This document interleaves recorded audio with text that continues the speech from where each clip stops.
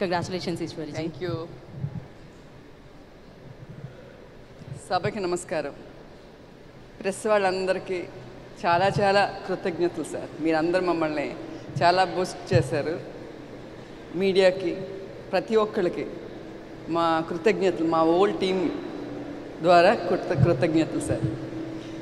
నేను సినిమా గురించి మాట్లాడాలంటే శివాజీ గారు, బ్రహ్మాజీ గారు వీళ్ళందరూ మాట్లాడేశారు. అదే నేను మళ్ళీ రిపీట్ చేయాలి కదా. అదే ఎంత ఫుల్గా వాళ్ళే చెప్పేశారు, మాకేమన్నా ఉంచాలి కదా సార్. లేదు, అందుకని నేనేమి అంతగా మాట్లాడను సార్. నేను చెప్పగలిగింది ఏమిటంటే మా టెక్నీషియన్స్ ప్రతి ఒక్కరికి పేరు పేరున చాలా హార్డ్ వర్క్ చేశారండి వాళ్ళందరికీ చాలా ధన్యవాదాలు. తర్వాత నేను ఫస్ట్ టైము అన్నపూర్ణలో చేస్తున్నాను సార్. అవును సార్, ఇది నా ఫస్ట్ మూవీ సార్. మాకు సితారా వచ్చి సొంత బ్యానర్, అందుకని వంశీ గారితో మాకు చాలా ర్యాప్ ఉంది. అది సొంత బ్యానర్, ఇది నాకు సొంత బ్యానర్ అవ్వాలి ఫ్యూచర్లో. అందుకని చాలా సంతోషం సార్. నా కొడుకు ఒక విజయం సాధిస్తే ఎంత ప్రౌడ్గా ఫీల్ అవుతామో మేమందరం, అదే ప్రౌడ్నెస్ వచ్చింది సార్ నిన్నటి నుంచి.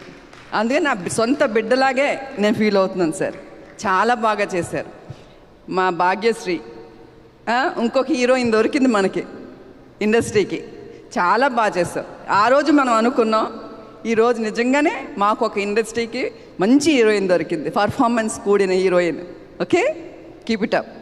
ప్రతి ఒక్కరికి నందు గారు ఫస్ట్ మీరు కథ చెప్పినప్పుడు చాలా హ్యాపీ ఫీల్ అయ్యాను సార్.